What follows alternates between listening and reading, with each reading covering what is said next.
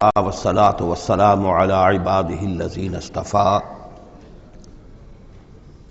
خصوصا على أفضلهم وخاتم النبيين محمد الأمين وعلى آله وصحبه أجمعين. أما بعد فقد قال الله تبارك وتعالى كما ورد في سورة الأعراف: أعوذ بالله من الشيطان الرجيم بسم الله الرحمن الرحيم. فوسوس لهما الشيطان ليبدي لهما ما وري عنهما من سوآتهما وقال ما نهاكما ربكما عن هذه الشجرة إلا أن تكونا ملكين أو تكونا من الخالدين وقاسمهما إني لكما لمن الناصحين فدلاهما بغرور فلما ذاقا الشجرة بدت لهما سوآتهما وطفقا يخصفان عليهما من ورق الجنة وناداهما ربهما ألم أنهكما عن تلكما الشجرة وأقل لكما إن الشيطان لكما عدو مبين قالا ربنا ظلمنا أنفسنا وإن لم تغفر لنا وترحمنا لنكونن من الخاسرين. صدق الله العظيم. رب اشرح لي صدري ويسر لي امري واحلل عقدة من لساني يفقهوا قولي. اللهم ربنا الهمنا رشدنا واعذنا من شرور انفسنا. اللهم ارنا الحق حقا وارزقنا اتباعه وارنا الباطل باطلا وارزقنا اجتنابه. آمین یا رب العالمین. سورہ اعراف کے دوسرے رکوع میں قصہ آدم و ابلیس قرآن حکیم میں دوسری مرتبہ بیان ہو رہا ہے. اس سے پہلے یہ سورہ بقرہ میں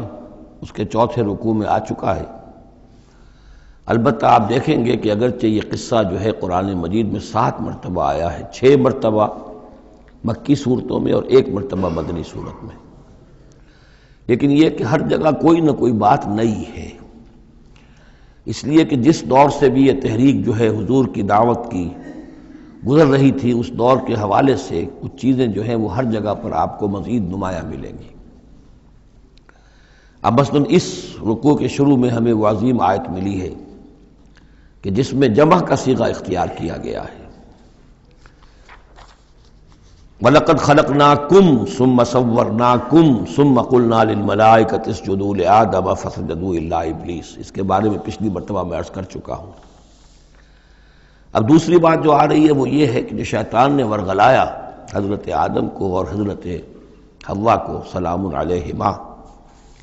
کہ جس درخت کا پھل کھانے سے اللہ تعالیٰ نے انہیں روک دیا تھا، کسی طریقے سے ورغلا کر انہیں اس درخت کا پھل کھانے پر آمادہ کر لیا. اس کے لیے لفظ آیا فوسوس لہما. یہ وسوسہ اصل میں ہم یہ سمجھتے ہیں کہ شاید یہ چیزیں اس طور سے ہو رہی تھی جیسے کہ ہم ایک دوسرے کے سامنے کھڑے باتیں کر رہے ہیں، ایک دوسرے کو پہچان رہے ہیں، لیکن حضرت آدم اور حوا کے بھی دلوں میں وسوسہ اندازی کی ہے شیطان نے، جیسے کہ شیطان وسوسہ اندازی کرتا ہے ہمارے دلوں میں.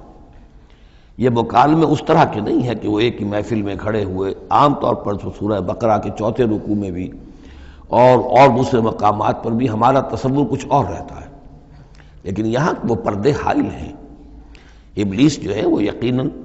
جو ہے جنات میں سے تھا. حضرت آدم علیہ السلام کے لیے اس وقت بھی وہ انویزیبل تھا. لہذا لفظ جو آیا ہے فوسوس لہما الشیطان، وسوسہ ان کے دلوں میں ڈالا. لیبدی لہما ما وری عنہما من سوآتہما. اب یہاں خاص طور پر ایک بات آ رہی ہے، اس کو ہم متشابہات ہی میں شمار کریں گے. یہاں ایک خاص اثر ظاہر کیا جا رہا ہے کہ وہ شجر ممنوع تھا، اس کا پھل کھانے کا ایک نتیجہ برآمد ہوا، اور وہ یہ ہوا کہ حضرت آدم اور حوا پر ان کی شرمگاہیں جو ہیں وہ نمایاں ہو گئیں. یا تو ایسا ہے کہ پہلے انہیں شعور نہیں تھا، اب شعور پیدا ہو گیا، یا یہ کہ انہیں کوئی خاص لباس جنت کا حلہ اللہ تعالیٰ نے عطا کیا ہوا تھا، وہ لباس اتر گیا اس درخت کا پھل کھانے کے نتیجے میں. یہ چیزیں ایسی ہیں کہ جس سے یقیناً بہت سے لوگوں کو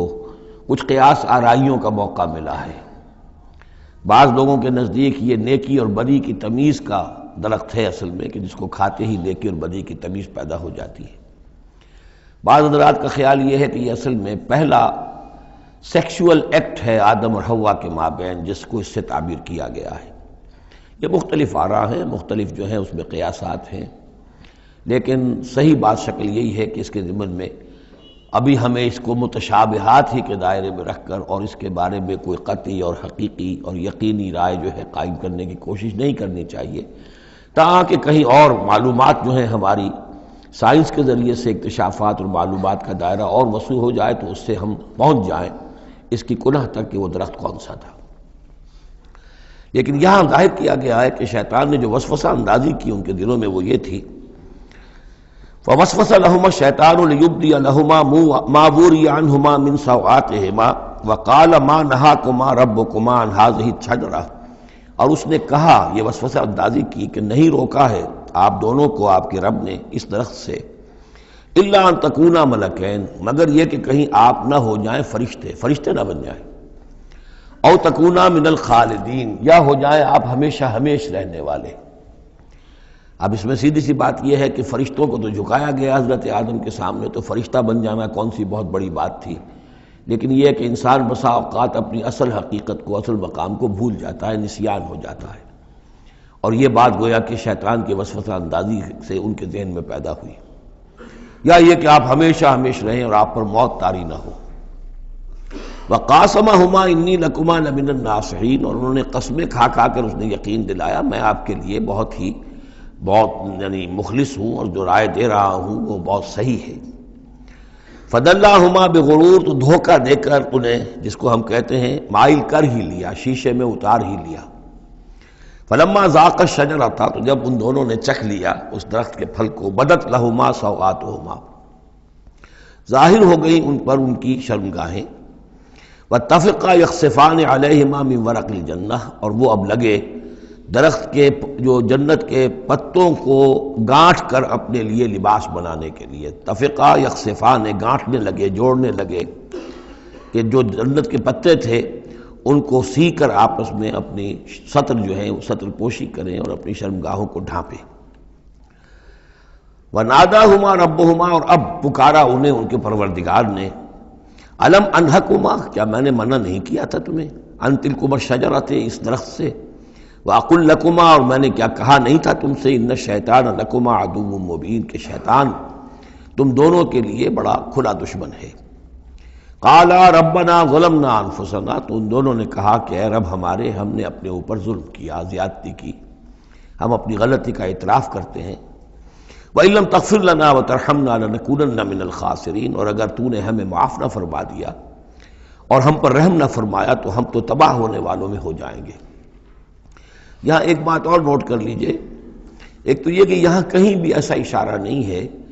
کہ ابلیس نے یہ وسوسہ ابتداءً حضرت حوا کے دل میں کیا۔ عام طور پر ہمارے ہاں جو کہانیاں مشہور ہیں وہ یہ ہے کہ حوا جو ہے ذریعہ بنی ہے حضرت آدم کو بھی گمراہ کرنے کا، کوئی اشارہ نہ سورہ بقرہ میں اس کا ہے نہ یہاں ہے، بلکہ جمع کوئی جو تثنیہ کا صیغہ ہے مسلسل چل رہا ہے، ان دونوں کے لیے معاملہ ہے، بیک وقت ہے۔ تو یہ اصل میں جو عیسائی دنیا میں تصور پیدا ہوا ہے کہ عورت فی نفسہ ہی برائی کی مظہر ہے، ایو سے ایول، ایو حوا اور ایول بری شے، یعنی عورت فی نفسہ ہی برائی کی جڑ ہے۔ چونکہ ان کے ہاں رہبانیت پیدا ہوئی، شادی نہ کرنا جو ہے وہ گویا کہ اعلیٰ روحانی زندگی کے لیے شرط قرار پایا، عورت سے قرب اور تعلق جو ہے وہ بڑی گھٹیا بات، دنیا داری کی زندگی، حیوانی زندگی قرار پائی۔ تو یہ تصورات قرآن میں کہیں نہیں ہیں، یہ تو جیسے کہ آدم کا معاملہ تھا ویسے حوا کا معاملہ تھا، اور شیطان نے دونوں کو ورغلایا ہے اور دونوں نے اللہ سے معافی مانگی ہے۔ دوسرے یہ کہ یہاں نوٹ کر لیجئے کہ یہاں یہ بتا دیا گیا کہ وہ الفاظ کیا تھے۔ وہاں سورہ بقرہ میں ہم پڑھا ہے فَتَلَقَّىٰ آدَمُ مِن رَبِّهِ كَلِمَاتٍ فَتَابَ عَلَيْهِ، حضرت آدم کے دل سخت پشیمانی کے جذبات پیدا ہوئے، تو اس کے لیے الفاظ خود اللہ تعالیٰ نے تلقین فرما دیے، اور وہ الفاظ یہ ہیں ربنا ظلمنا انفسنا وان لم تغفر لنا وترحمنا لنکونن من الخاسرین۔ قال اهبطوا بعضكم لبعض عدو، اور اللہ نے فرمایا کہ اب اترو یہاں سے۔ حبوط کے بارے میں گفتگو میں سورہ بقرہ میں کر چکا ہوں، تم ایک دوسرے کے دشمن ہوگے، عداوت جو ہے وہ چل رہی ہے، شیطان اور اس کی ذریت اور حضرت آدم کی اولاد، اس کے مابین تو سب سے بڑی دشمنی ہے، مستقل دشمنی ہے۔ باقی یہ ہے کہ انسانوں کے اندر بھی آپس میں دشمنیاں چلتی ہیں۔ وَلَكُمْ فِي الْأَرْضِ مُسْتَقَرٌّ وَمَتَاعٌ إِلَىٰ حِينٍ، اور اب تمہارے لیے زمین میں ٹھکانہ ہے اور ساز و سامان ہے، ضرورت کی چیزیں ہیں، اِلَىٰ حِین، ایک وقت معین تک کے لیے۔ یہ ابدی نہیں ہے، ہمیشہ کے لیے نہیں ہے، ایک خاص وقت تک کے لیے اب تمہیں وہاں رہنا بسنا ہے، اور وہاں رہنے بسنے کے لیے جو ضروری چیزیں ہیں وہاں فراہم کر دی گئی ہیں۔ قَالَ فِيهَا تَحْيَوْنَ وَفِيهَا تَمُوتُونَ وَمِنْهَا تُخْرَجُونَ، ساتھ یہ بھی فرما دیا کہ اب اسی زمین میں تم رہو گے اور اسی میں تم مر کر داخل ہو جاؤ گے۔ فِيهَا تَمُوتُونَ، اسی میں مرو گے، وَمِنْهَا تُخْرَجُونَ، اور اسی میں سے تمہیں دوبارہ نکال لیا جائے گا، بعث بعد الموت۔ یا بنی آدم قد انزلنا علیکم لباسا یواری سوآتکم وریشا۔ اب یہاں ایک جو یعنی ایک راہبانہ تصور ہی، الٹا قسم کا راہبانہ تصور جو ہے، یوں سمجھیے کہ پیدا ہو گیا تھا عرب کے لوگوں میں بھی۔ وہ سمجھتے تھے جیسے آج بھی دنیا میں نیوڈسٹ سوسائٹیز جو ہیں وہ کہتے ہیں لباس ایک تکلف ہے، خام خواہ ہے۔ جب انسان کو اللہ نے پیدا کیا تو کوئی لباس نہیں ہوتا، پھر حیوانات کا کوئی لباس نہیں ہے، یہ خام خواہ ایک تکلف ہے انسان نے جو اپنے لیے اختیار کر لیا ہے، یہ خام خواہ شرم کی بات ہے، اور یہ شرم گاہیں ہیں، اور یہ ہے اور وہ ہے۔ تو اسی طرح کا معاملہ یہ ہے کہ بعض جو اس طرح کے یہ ملنگ قسم کے لوگ جو ہوتے ہیں، ان کے ہاں بھی وہ ننگے رہنے کا رواج، اور یہ کہ لباس کا ایک تکلف ہے، تکلف کی کوئی ضرورت نہیں ہے۔ عرب میں یہ رواج پڑ گیا تھا کہ مادر زاد برہنہ ہو کر مرد اور عورتیں طواف کرتے تھے خانہ کعبہ کا، اور یہ گویا کہ بڑا اونچا کام تھا، گویا کہ ہر تکلف سے، یعنی بہرحال اب بھی ہم طواف کرتے ہیں تو صرف 2 چادریں ہوتی ہیں، انہوں نے کہا کہ وہ چادروں کا تکلف بھی کیا کرنا ہے، بس جیسا بھی اللہ نے پیدا کیا ہے، مادر ذات برہنہ مرد اور عورتیں جو ہیں وہ طواف کرتے تھے، اور اس کو بڑا نیکی کا کام سمجھتے تھے، بہت یوں سمجھیے کہ اپنی یعنی سیلف اینیہیلیشن یا اپنی نفی ذات جو ہے اس کا بہت بڑا مظہرہ تھا۔ اب اس کی یہاں تردید ہو رہی ہے۔ یا بنی آدم، آدم کی اولاد، قد انزلنا علیکم لباسا، ہم نے تم پر لباس اتارا ہے، یواری سوآتکم، جو تمہارے شرمگاہوں کو ڈھانپتا ہے، وریشا، اور تمہارے لیے آرائش کا سبب بنتا ہے، زیبائش اور آرائش کا، لباس التقوی ذالک خیر، اور اس سے اوپر پھر ایک اور لباس ہے، اور وہ لباس ہے تقوی کا لباس۔ ظاہر ہے کہ وہ سب سے بہتر ہے۔ اگر تقوی کا لباس نہیں ہے تو بسا اوقات اور انسان لباس پہن کے بھی ننگا ہوتا ہے، اتنا تنگ لباس کہ اس میں جسم کے سارے نشیب و فراز ظاہر ہو رہے ہوں، یا اتنا باریک لباس عورتوں کا کہ جس میں وہ جسم اندر سے جھلک رہا ہو، تو وہ لباس پہنے ہوئے بھی، جیسے کہ حضور نے فرمایا، اللہ تعالیٰ لعنت فرمائے ان عورتوں پر جو لباس پہن کر بھی ننگی رہتی ہیں، عاریاتن کاسیاتن۔ تو لباس التقوی ذالک خیر، ایک اور اضافی جو ہے وہ تقوی کا ہے، شرم ہو، حیا ہو، تقوی ہو۔ ذالک من آیات اللہ لعلہم یذکرون، یہ اللہ تعالیٰ کی آیات میں سے ہے تاکہ یہ لوگ نصیحت اخذ کریں۔ یا بنی آدم لا یفتننکم الشیطان، اے بنی آدم دیکھو تمہیں شیطان اب نہ بچلانے پائے، نہ دھوکہ دینے پائے، نہ فتنے میں ڈالنے پائے، کما اخرج ابویکم من الجنہ، جیسے کہ تمہارے دونوں ماں باپ جد امجد اور اماں حوا کو اس نے نکلوا دیا تھا، کما اخرج ابویکم من الجنہ، جنت سے، ینزع عنہما لباسہما، اور وہ ان سے اتروا لیا تھا اس نے ان کا لباس جنت کا، لیریہما سوآتہما، تاکہ دکھائے انہیں، ان پر عیاں کر دے ان کی شرمگاہیں،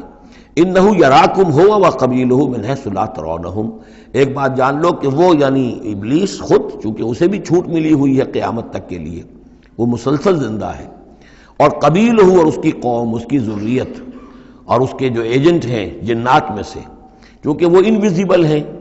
تو وہ تمہیں دیکھتے ہیں، تاکتے ہیں تمہیں، تم پر داؤ لگاتے ہیں، یراکم ہوا وقبیلہ من حیث لا ترونہم، جہاں سے تم انہیں نہیں دیکھ سکتے۔ انا جعلنا الشیاطین اولیاء للذین لا یؤمنون، ہم نے تو شیاطین کو ان لوگوں کا دوست بنا دیا جو ایمان نہیں لاتے، جو ایمان نہیں رکھتے، ایمان نہیں لاتے، تو شیطان جو ہے جیسے گندگی جو ہے اس کے اوپر مکھی آئے گی، ایسے ہی جہاں اللہ کا ذکر نہیں ہے، اللہ کا ایمان نہیں ہے، خانہ خالی را دیو می گیرت، تو وہاں یہ شیاطین جن جو ہے آ کر اڈا جمائیں گے۔ وَإِذَا فَعَلُوا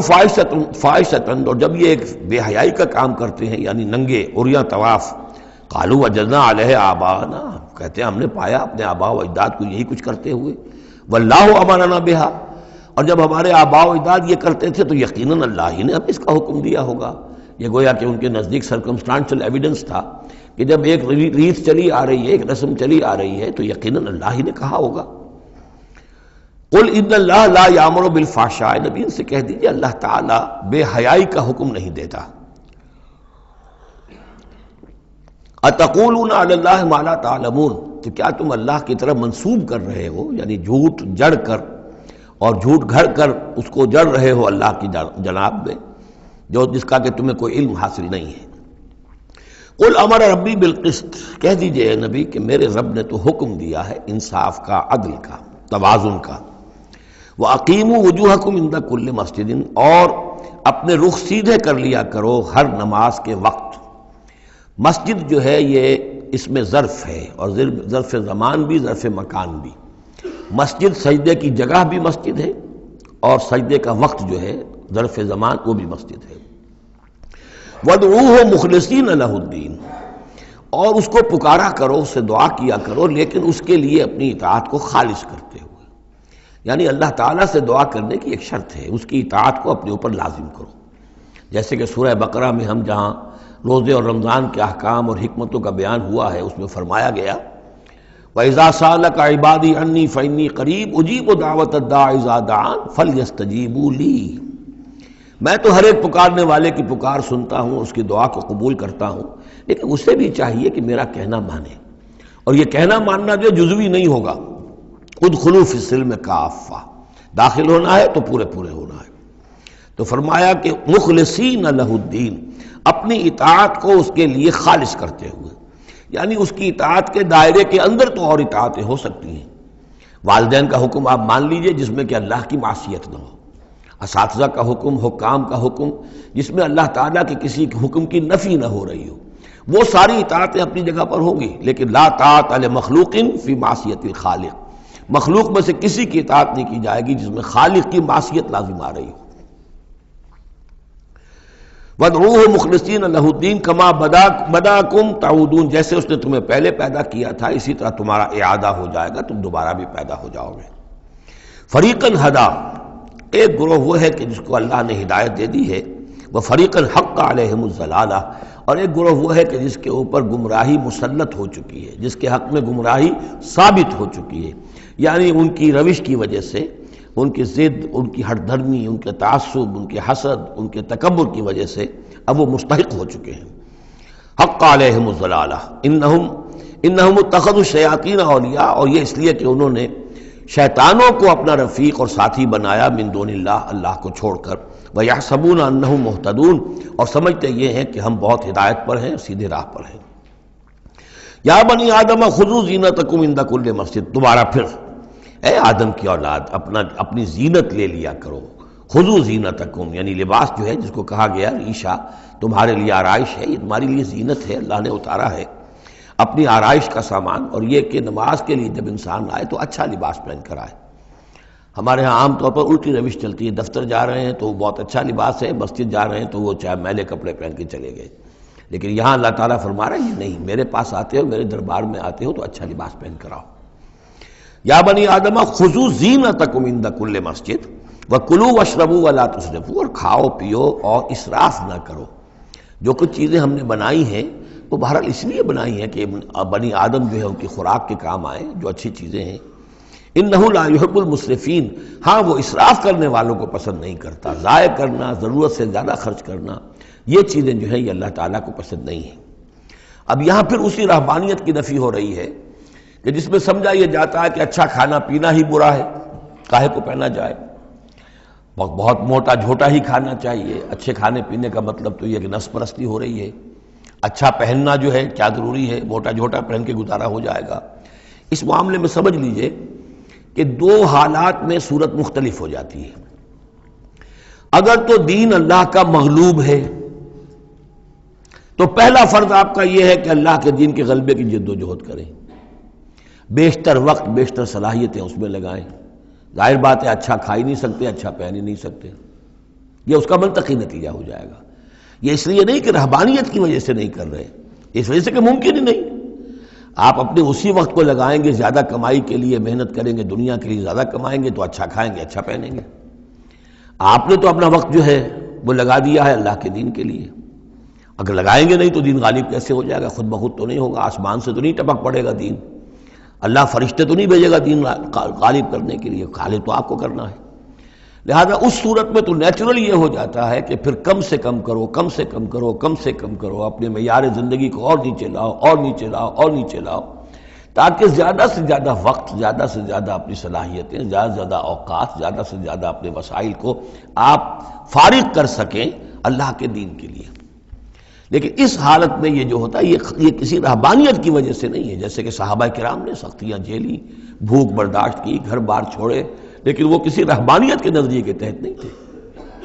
وہ ایک مثبت جہادی نظریہ ہے، جد و جہد، انقلابی جد و جہد۔ اور اس انقلابی جد و جہد میں تو دنیا میں جو بھی کوئی آئی ہے پارٹی، ریولوشنری پارٹی، اسے یہ سختیاں جھیلنی پڑی ہیں، چاہے وہ کمیونسٹ ہو یا کوئی اور ہو۔ انقلاب تو اس کے بغیر آتا ہی نہیں ہے۔ البتہ اگر دین غالب ہو گیا، قائم ہے، اب گویا کہ جو ریاست ہے، اسلامی ریاست ہے، نظام خلافت ہے، اب آگے دین کو پھیلانا اور عام کرنا اور مزید اس کے غلبے کی جد و جہد کی توسیع جو ہے یہ ریاست کے ذمے آ گئی۔ ریاست جو بھی اپنے شہریوں کے اوپر اس کے لیے بوجھ ڈالتی ہے، جو ٹیکس ڈالتی ہے، یا جو بھی والنٹیئرز مانگتی ہے، یہ لڑائی جو ہے ڈرافٹنگ کرتی ہے، بہت ٹھیک ہے، اس کے مطابق اگر اسے چاہیے 10,000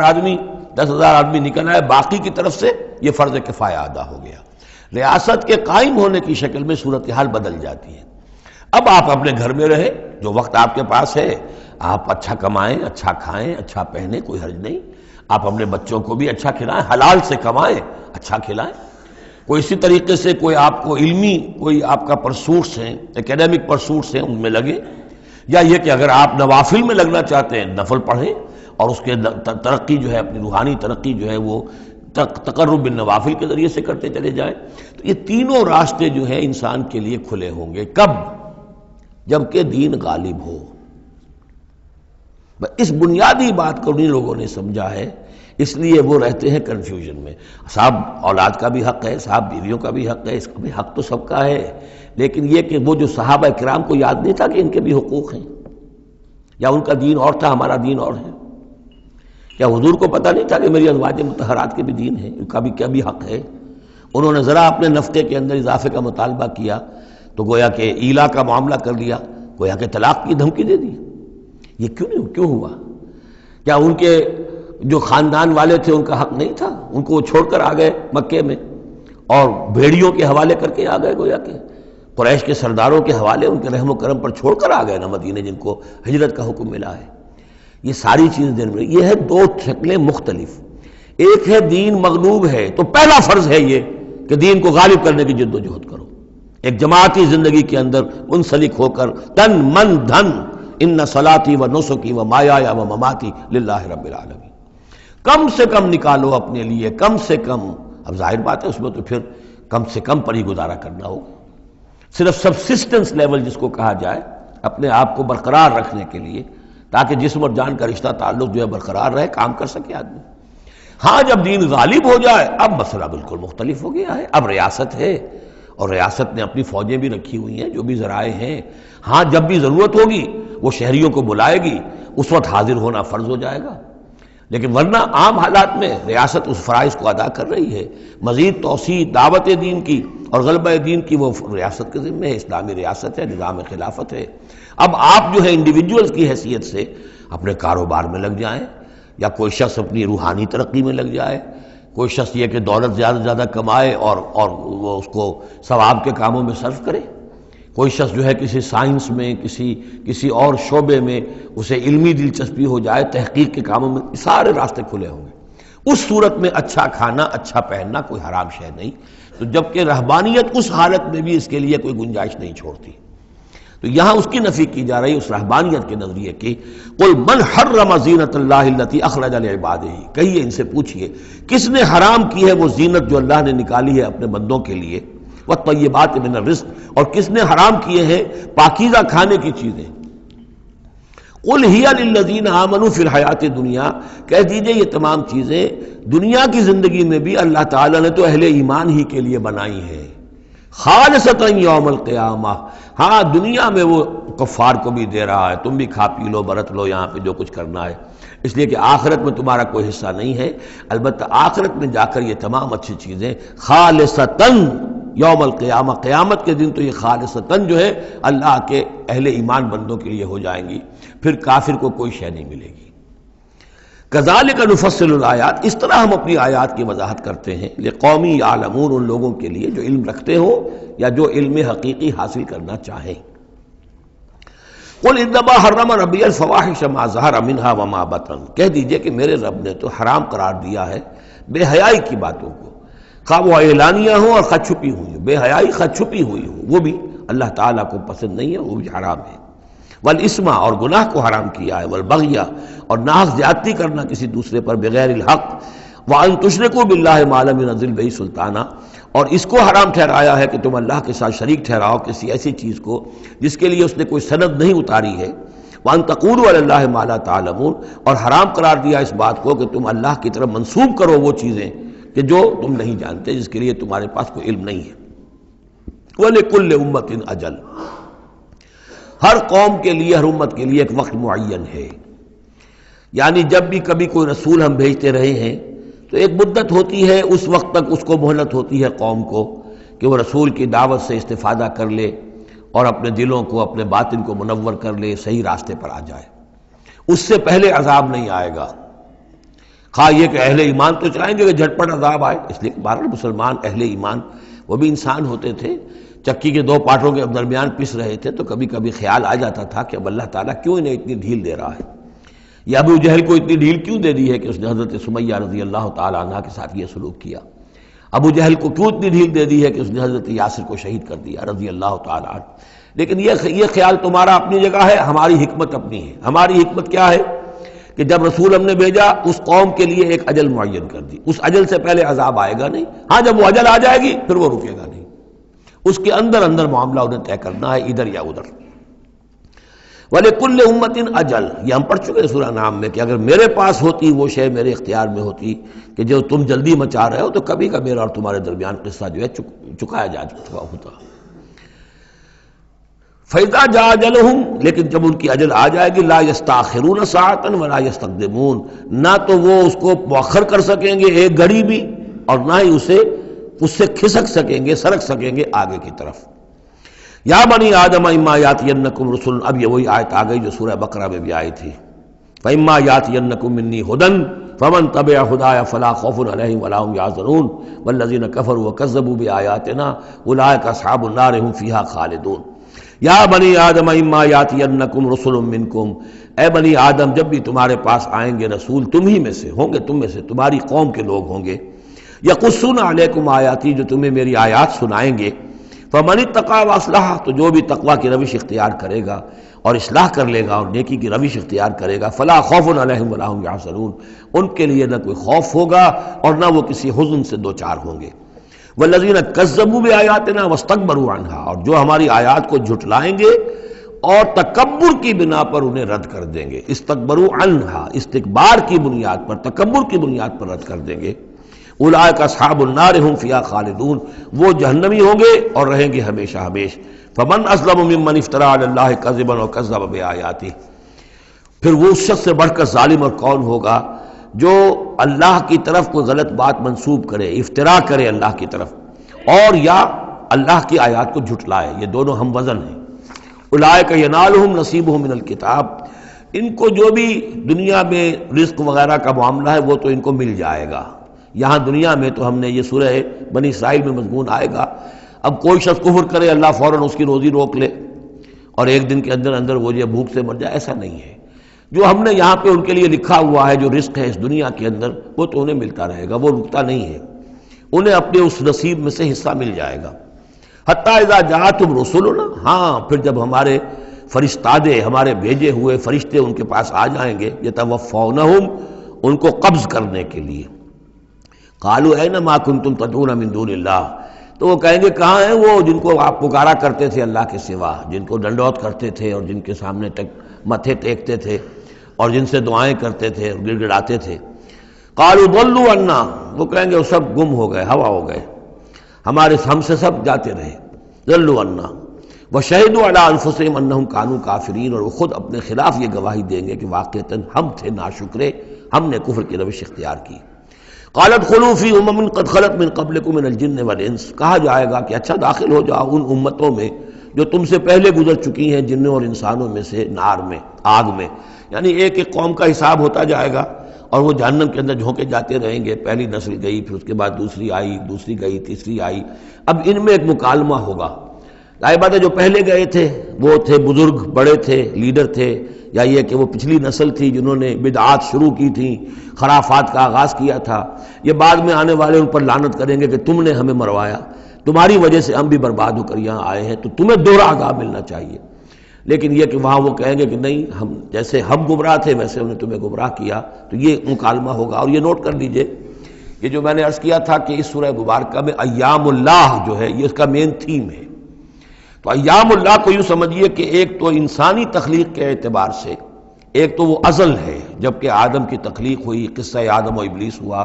یہاں سے تو ہمارا وہ وقت جو ہے وہ شروع ہوتا ہے، اور جنت اور دوزخ میں پہنچ کر گویا کہ وہ ایک دور ختم ہوتا ہے، وہ آخری بات ہے۔ یہ ہے انتہا اور ابتدا۔ اس کے مابین ہے کہ جو انبیاء آئے، رسول آئے، ان کی داستانیں ہیں، ان کے حالات ہیں، ان کے واقعات ہیں، قوم نوح اور قوم ہود اور قوم صالح۔ تو یہ یہاں پر ایسا کیا گیا کہ پہلے وہ تخلیق کا مرحلہ آدم کا، اور وہ قصہ آدم و ابلیس آ گیا اول۔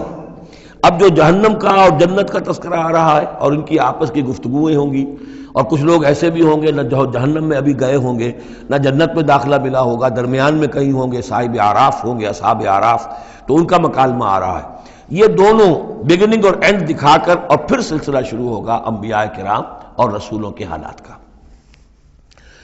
قالت خلوا فی امم قد خلت من قبلکم، داخل ہو جاؤ انہی قوموں میں، انہی نسلوں میں جو تم سے پہلے داخل ہو چکی ہیں، من الجن والانس فی النار، جنات بھی اور انسان بھی آگ میں۔ کلما دخلت امت لعنت اختہا، جب بھی کوئی امت داخل ہوگی تو وہ دوسری امت کو لعنت کرے گی، حتی اذا ادارکوا فیہا جمیعا، اور جب وہ سب کے سب اس میں گر چکیں گی، تمام کی تمام نسلیں اور امتیں، قالت اخراہم لاولاہم، تو بعد میں آنے والی کہے گی پہلی نسل سے، ربنا ہؤلاء اضلونا، اے اللہ ان بدبختوں نے ہمیں گمراہ کیا تھا۔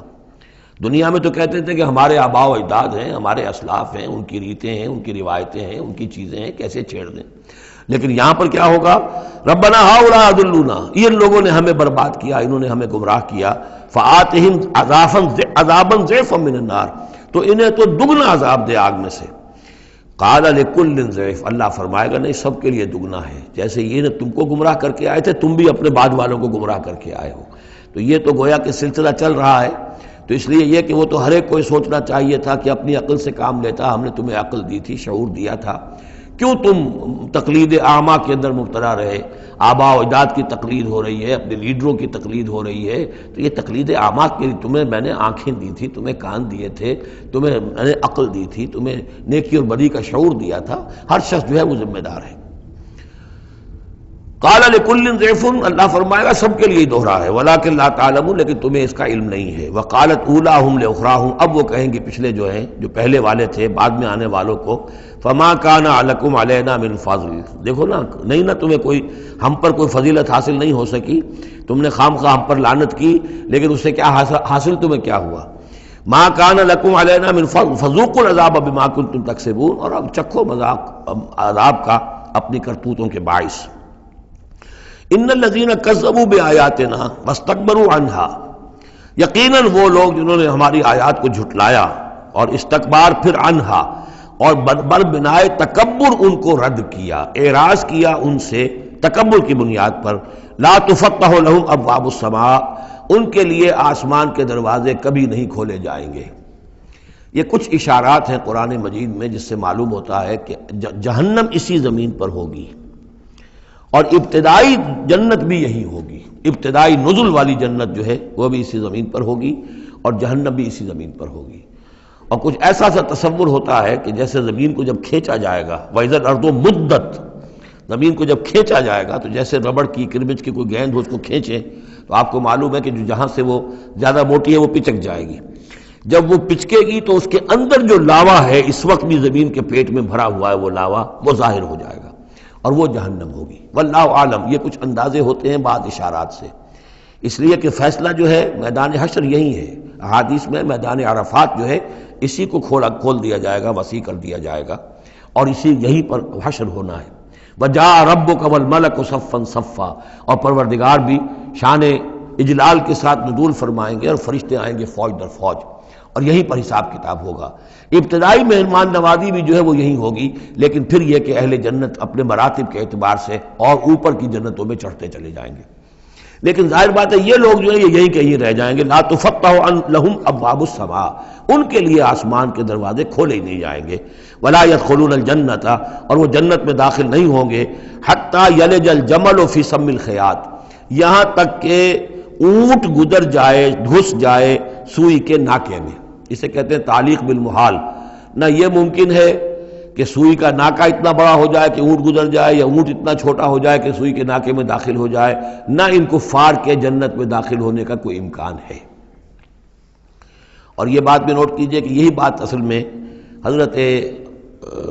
عیسیٰ علیہ السلام نے تنقید جو انہوں نے کی تھی کہ ایک دولت مند شخص ان کے پاس آیا،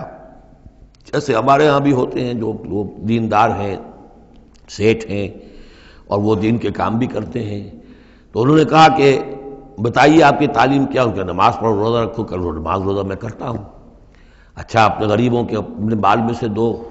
یہ کرو وہ کرو، یہ بھی میں کرتا ہوں، آپ بتائیے اور کیا ہے؟ پھر آخر میں فرمایا حضرت مسیح نے، اچھا اپنی صلیب اٹھاؤ اور میرے ساتھ چلو۔ یعنی یہ کہ اب وہ ہے وہ جد و جہد، حق و باطل کی کشاکش، یہ نیکی کے کام کرنا، دھندوں میں لگے رہنا، اور اپنے ساتھ کچھ نہ کچھ نیکی کا کام ہے، کچھ پن ہے، کچھ خیرات ہے، کچھ ثواب کے کام ہے، کوئی نماز ہے، روزہ ہے، یہ تو آسان ہے۔ لیکن یہ کہ اس کشاکش حق و باطل جو ہے اس میں لگنا، کہ جس میں پھر اندیشہ ہو کہ پھانسی بھی آ سکتی ہے، اندیشہ ہو جان بھی جا سکتی ہے، تکلیف بھی آ سکتی ہے۔ تو جب انہوں نے کہا کہ اچھا ٹھیک ہے، پھر جب تم نے یہ ساری منزلیں طے کر لی تو آخری منزل ہے اپنی صلیب اٹھاؤ اور میرے ساتھ آ جاؤ۔ تو اس شخص کا چہرہ لٹک گیا اور وہ چلا گیا۔ تو حضرت مسیح نے فرمایا کہ اونٹ کا سوئی کے ناکے میں سے گزرنا ممکن ہے، لیکن کسی دولت مند شخص کا اللہ کی بادشاہت میں داخل ہونا ممکن نہیں ہے۔ بہرحال میں اس وقت اسے کسی دلیل کے طور پر پیش نہیں کر رہا ہوں، لیکن میں نے صرف یہ کہ یہی جو ہے محاورہ جو قرآن مجید میں یہاں آیا ہے، حتیٰ یلج الجمل فی سم الخیاط، یہی ہے کہ جو حضرت عیسیٰ علیہ السلام نے استعمال کیا۔ وَكَذَلِكَ نَجْزِي الْمُجْرِمِينَ، اور اسی طرح ہم بدلہ دیتے ہیں مجرموں کو۔ لَهُم مِّن جَهَنَّمَ مِہَادٌ، ان کے لیے جہنم ہی کا ہوگا بچھونا، وَمِن فَوْقِهِمْ غَوَاشٍ، اور اسی کا اوڑھنا ہوگا، لحاف بھی اسی کا ہے آگ کا، اور اس کے گدے بھی۔ وَكَذَلِكَ نَجْزِي الظَّالِمِينَ، اور اسی طرح ہم ظالموں کو بدلہ دیں گے۔ وَالَّذِينَ آمَنُوا وَعَمِلُوا الصَّالِحَاتِ، اور وہ لوگ جو ایمان لائے اور جنہوں نے نیک عمل کیے، لَا نُكَلِّفُ نَفْسًا إِلَّا وُسْعَهَا، پھر آ گئی وہی بات، ہم کسی کو ذمہ دار نہیں ٹھہرائیں گے کسی جان کو مگر اس کی وسعت کے مطابق۔ محاسبہ ہوگا انڈیویجول، ہم نے کیا کیا کچھ اسے دیا تھا اس کے حساب سے ہم اس سے حساب لیں گے۔ اولئک اصحاب الجنہ، وہ ہوں گے جنت والے، ہم فیہا خالدون، اور اس میں رہیں گے ہمیشہ ہمیشہ۔ وَنَزَعْنَا مَا فِي صُدُورِهِم مِّن غِلٍّ، اور ہم نکال دیں گے جو کچھ ان کے سینوں میں ہوگا ایک دوسرے کی طرف سے کوئی میل۔ یعنی اہل ایمان بھی انسان ہوتے ہیں، شکوے شکایتیں ہو جاتی ہیں، دینی جماعتوں میں بھی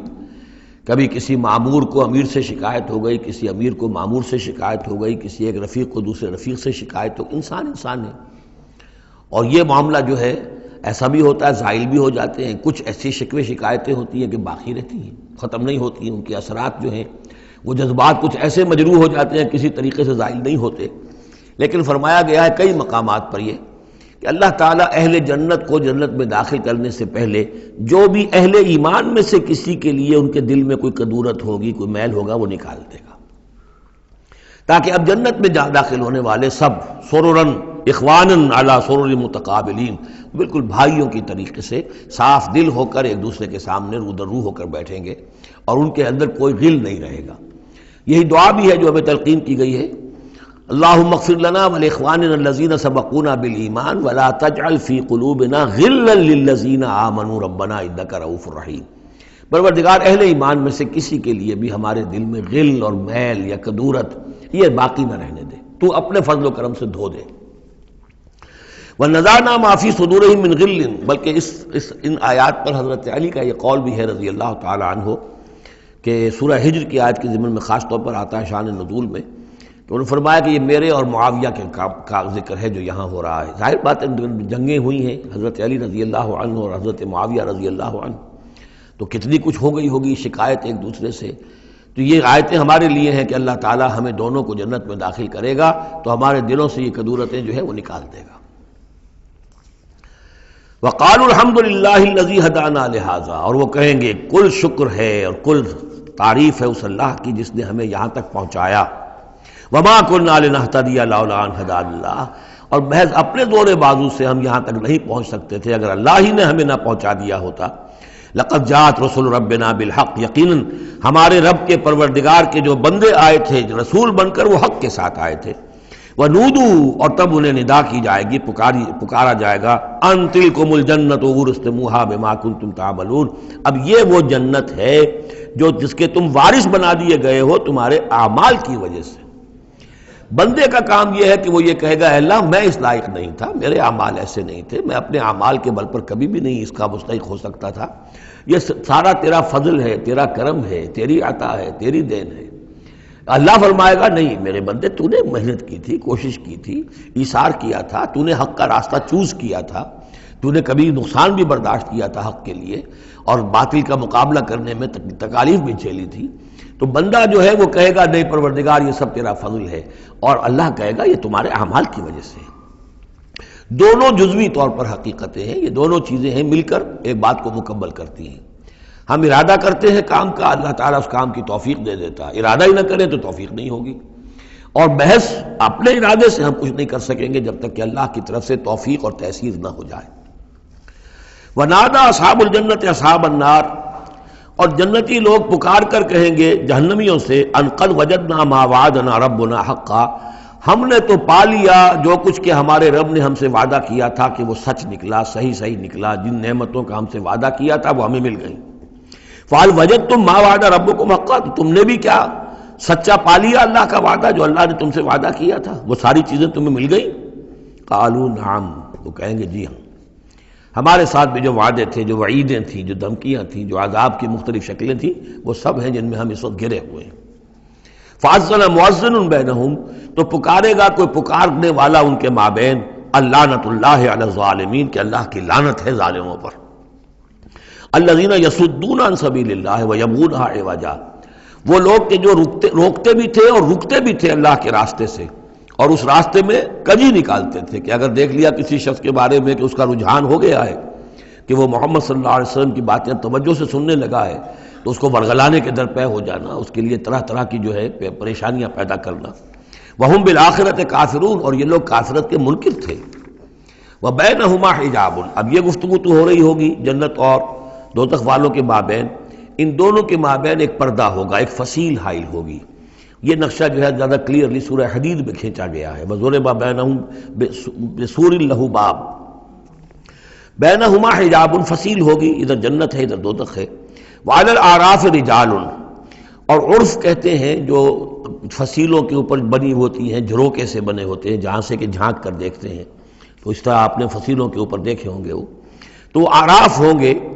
رجال یعرفون کلا بسیماہم، وہ لوگ ہوں گے جو سب کو پہچانتے ہوں گے، جہنمیوں کو بھی پہچانتے ہوں گے اور دوزخیوں کو بھی پہچانتے ہوں گے۔ اس لیے کہ یہ کون ہوں گے؟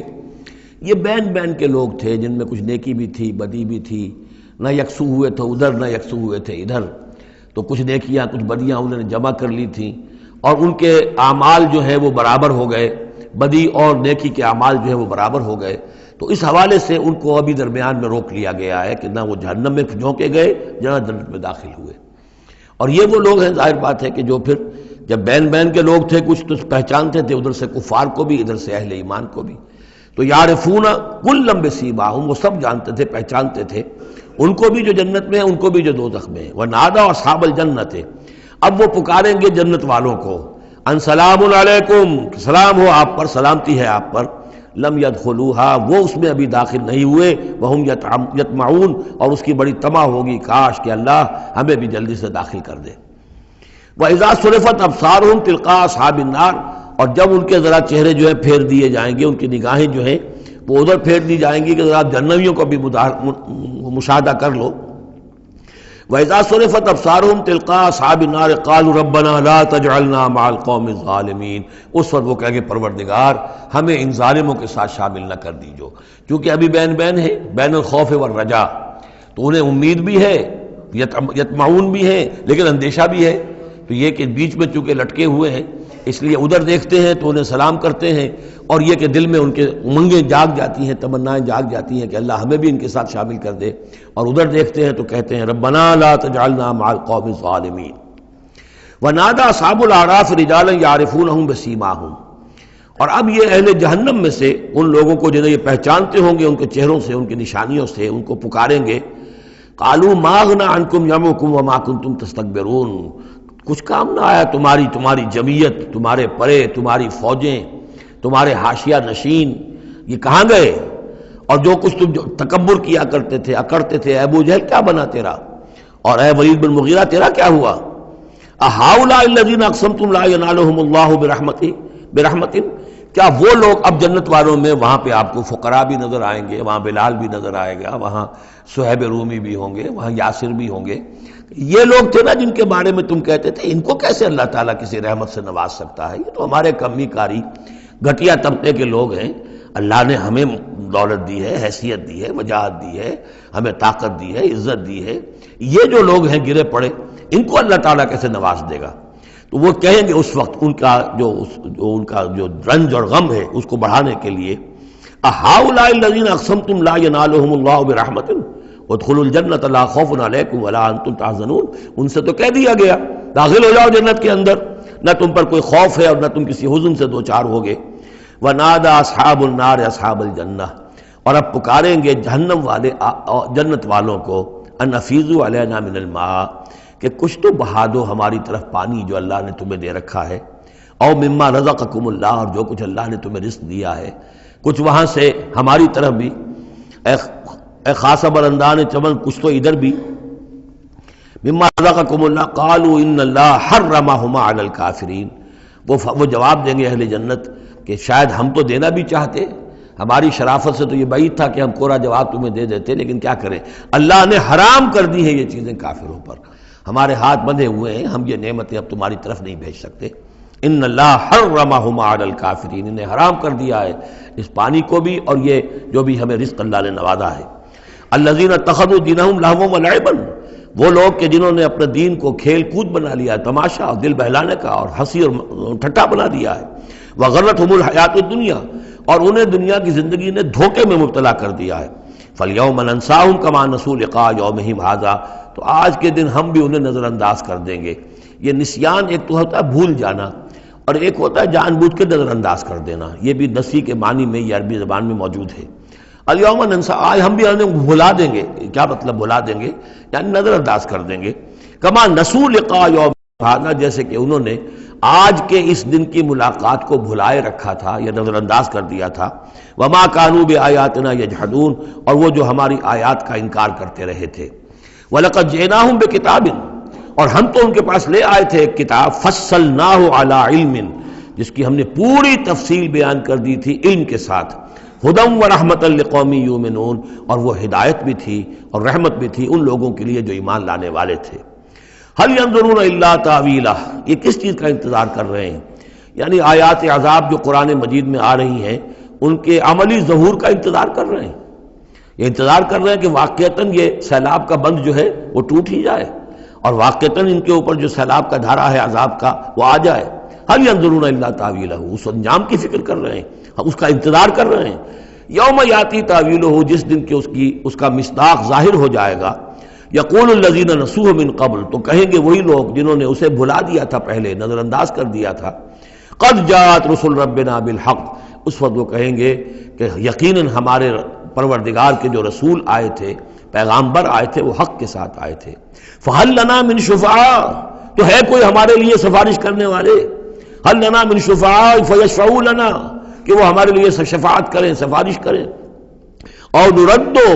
یا یہ کوئی ایسی شکل پیدا کر دیں کہ ہمیں لوٹا دیا جائے، ہمیں دوبارہ دنیا میں بھیج دیا جائے، فنعمل غیر الذی کنا نعمل، تاکہ پھر ہم عمل کریں اس کے برعکس کے جو ہم کرتے رہے تھے۔ قد خسروا انفسهم، نہیں اب اس کا کوئی امکان نہیں، اب تو وہ اپنے آپ کو ہلاک کر چکے، برباد ہو چکے۔ وضل عنہم ما كانوا یفترون، اور جو افتراء وہ کرتے رہے تھے وہ ان کے ہاتھوں سے گم ہو گیا، ہاتھوں کے طوطے اڑ گئے۔ ان ربکم اللہ الذی خلق السماوات والارض فی ستۃ ایام، جان لو تمہارا پروردگار وہ اللہ ہے جس نے پیدا کیے آسمان اور زمین 6 دنوں میں۔ ثم استوى علی العرش، پھر متمکن ہوا ہے عرش پر۔ اب یہ عرش بھی جیسا کہ میں عرض کر چکا ہوں یہ بھی آیات متشابہات میں سے ہے، اس کی کوئی حقیقت بھی ہو سکتی ہے کہ کوئی واقعتاً مجسم کوئی شے ہو، کوئی چیز ہو فی الواقع کسی جگہ پر ہو، اور یہ بھی ہو سکتا ہے کہ اس سے مراد محض استعارہ ہو، واللہ عالم۔ عالم غیب کی یہ ساری خبریں جو ہیں، یہ میں نے جیسا کہ عرض کیا یہ مستقل طور پر یہ تو آیات متشابہات ہی میں رہیں گی، یہ تو عالم آخرت میں داخل ہونے کے بعد ہی اس کے حقائق منکشف ہوں گے۔ البتہ جو سائنٹیفک فنومینا وغیرہ ہیں ان کے بارے میں تدریجاً بعض آیات متشابہات جو ہیں وہ اب محکمات کی شکل اختیار کر چکی ہیں، بعد اور کر لیں گی، واللہ عالم۔ یغشی اللیل النہار، وہ ڈھانپ دیتا ہے رات کو دن پر، یا رات کو ڈھانپ دیتا ہے دن سے۔ یطلبہ حثیثا، اور وہ اس کے پیچھے لگا ہوا آتا، دوڑتا ہوا، دن رات کے پیچھے رات دن کے پیچھے۔ والشمس والقمر، اور سورج کو پیدا کیا اس نے اور چاند کو، والنجوم، اور ستاروں کو، مسخرات بامرہ، اور یہ سب کے سب اس کے حکم سے اپنے اپنے کاموں میں لگے ہوئے ہیں، مسخر ہیں، جو بھی قاعدہ قانون ہے اس کی اطاعت کر رہے ہیں۔ الا لہ الخلق والامر، آگاہ ہو جاؤ اسی کے لیے ہے خلق اور اسی کے لیے ہے امر۔ یہ آیت جو ہے اس کے 2 مفہوم ذہن میں رکھیے، ایک تو ہے جو بہت سادہ ہے، سطحی مفہوم ہے، وہ بھی درست ہے کہ ایک ہے تخلیق اور ایک ہے پھر اللہ کا حکم، کائنات اس نے بنائی اور اب اس کا حکم ہے یہ کرو یہ نہ کرو، یہ اوامر ہے، یہ نواہی ہے، یہ شریعت ہے۔ لیکن اس کا ایک گہرا مفہوم بھی ہے کہ اصل میں کریشن جو ہے اس کائنات میں 2 سطح پر ہوئی ہے، ایک عالم امر ہے، ایک عالم خلق ہے۔ عالم امر میں صرف کریشن ایکس نہلو ہوتی ہے، عدم محض سے تخلیق، اور اس میں ٹائم فیکٹر بالکل نہیں ہوتا، کن فیکون، کوئی ٹائم فیکٹر نہیں، بغیر کسی مادے کے، بغیر کسی پری ایگزسٹنگ شے کے کچھ پیدا کر دینا اور اس میں کسی ٹائم فیکٹر کا نہ ہونا، یہ عالم امر کے خواص ہے۔ عالم خلق میں کسی شے سے دوسری شے بنتی ہے اور اس کے بعد اس میں ٹائم لازمن ہے۔ انسان ہے 9 مہینے رحم مادر کے اندر وہ بچہ رہے گا، 8 مہینے رہے، 7 مہینے رہے، بہرحال اسے وقت لگے گا۔ آم کی گٹھلی ہے، اس آم کی گٹھلی کو درخت بننے میں کئی سال لگیں گے۔ آسمان اور زمین کی تخلیق ہوئی ہے 6 دنوں میں، ہمیشہ یہ اس کا ذکر ہوگا، اور ظاہر بات ہے 6 دن وہ ہمارے دن تو نہیں ہے، قرآن مجید میں تو کہہ دیا گیا اللہ کا ایک دن 1000 برس کا بھی ہے، ایک دن 50,000 برس کا بھی ہے، یہ ملینمز بھی ہو سکتے ہیں۔ تو اللہ تعالیٰ نے بنایا ہے آسمان اور زمین کو 6 دنوں میں، تاحال یہ 6 دن ہمارے لیے یہ بھی آیات متشابہات میں سے ہے، لیکن میں سمجھتا ہوں کہ 6 دن اور 7 آسمان یہ تو زیادہ دیر نہیں گزرے گی کہ انشاءاللہ ان کی حقیقت منکشف ہو جائے گی سائنس کی مزید اکتشافات کے ذریعے سے، اور یہ آیات متشابہات کے دائرے سے نکل کر آیات محکمات میں آ جائیں گی۔ لیکن یہ کہ اصل بات جو ہے وہ یہ ہے کہ خلق اور امر، اب امر، عالم امر سے متعلق نوٹ کر لیجئے صرف 3 چیزیں ہیں، ارواح انسانی، روحم من امرنا، یسألونک عن الروح قل الروح من امر ربی، ملائکہ عالم امر کی شے ہیں اور وحی عالم امر کی شے ہے۔ 3 چیزیں ہیں جن کا تعلق عالم امر سے ہے، لہذا فرشتے کے یہاں سے لے کے اور 7ویں آسمان تک جانے میں کوئی ٹائم نہیں لگ سکتا۔ اسی طرح روح انسانی بھی یہاں سے لے کر 7ویں آسمان تک جا سکتی ہے بغیر کسی وقت کے۔ روح انسانی کا بھی وہی معاملہ ہے جو فرشتے کا ہے، اس لیے کہ یہ عالم امر کی چیزیں ہیں، اور عالم امر میں ٹائم فیکٹر سرے سے ہے ہی نہیں، کن فیکون۔ البتہ عالم خلق کے اندر وقت لگتا ہے، سفر ہوتا ہے تو سفر میں وقت لگے گا، تخلیق ہوئی ہے تو اس میں وقت لگا، تو یہ ہے اس کا ایک گہرا مفہوم۔ لیکن بہرحال یہاں پر اب دیکھیے یہ قرآن مجید کا اعجاز ہے،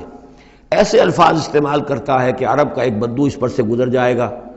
تو اس کو بھی کوئی پیچیدگی نہیں ہوگی۔ الا لہ الخلق والامر، اسی نے پیدا کیا، اسی کا حق ہے کہ حکم دے، بات صاف ہو گئی اور صحیح ہے، کوئی غلط بات تو نہیں ہے۔ وہ اپنی ذہنی سطح کے مطابق اس نے اس سے لے لیا، ہدایت پا لی، مطمئن ہو گیا، چل پڑا۔ لیکن یہ کہ کوئی شخص فلسفی ہے، حکیم ہے، دانا ہے، وہ غور کرتا ہے، وہ دیکھتا ہے امر کا لفظ قرآن میں کہاں کہاں آیا ہے، کس معنی میں آیا ہے، کس کس جگہ پر آیا ہے، ان کو جوڑتا ہے، جوڑ کر نتیجے نکالتا ہے، تو معلوم ہوتا ہے کہ یہ تو دو بالکل ڈسٹنکٹ عالم ہیں ایک دوسرے سے، عالم خلق، عالم امر، اس کے قوانین جو علیحدہ ہیں، نوامیس علیحدہ ہیں، ان کے ضابطے علیحدہ ہیں۔ تبارک اللہ رب العالمین، بہت بابرکت ہے اللہ جو کہ تمام جہانوں کا رب ہے۔ ادعوا ربکم تضرعا وخفیا، پکارتے رہا کرو اپنے رب کو گڑ گڑاتے ہوئے، عاجزی کے ساتھ اور خاموشی سے، چپکے چپکے۔ بڑی بلند آواز سے دعا مانگنا پسندیدہ نہیں ہے۔ انہ لا یحب المعتدین، یقیناً وہ حد سے گزرنے والوں کو پسند نہیں کرتا۔ ولا تفسدوا فی الارض بعد اصلاحها، اور دیکھو زمین میں اس کی اصلاح کے بعد فساد نہ مچاؤ۔ وادعوہ خوفا وطمعا، اور اللہ کو پکارا کرو خوف کے ساتھ اور طمع کے ساتھ۔ یہ دوسرا ہو گیا، یہ دو کمپوننٹس ہوئے۔ اللہ کو جب پکارو تو پہلی دو ڈائمنشنز کیا ہیں کہ پکارو گڑ گڑاتے ہوئے اور چپکے چپکے دل میں، اور دو مزید ڈائمنشنز کیا ہیں، خوف و طمع۔ اللہ کے ساتھ تمہارا معاملہ رہنا چاہیے بین بین، خوف بھی رہے کہ اللہ پکڑ نہ لے، اللہ سزا نہ دے دے، اور اللہ کی مغفرت، اللہ کی رحمت کی امید بھی رہے۔ ما بین الخوف والرجا، رجا امید، خوف خوف، خوف کے درمیان، تو خوف و طمع، اللہ کو جب بھی پکارو ان دونوں کے بین بین ہو کر تمہاری کیفیت قلبی اور روحانی ہونی چاہیے۔ ان رحمت اللہ قریب من المحسنین، یقیناً اللہ تعالیٰ کی رحمت جو ہے وہ اہل احسان بندوں کے بہت ہی قریب ہے، بہت نزدیک ہے۔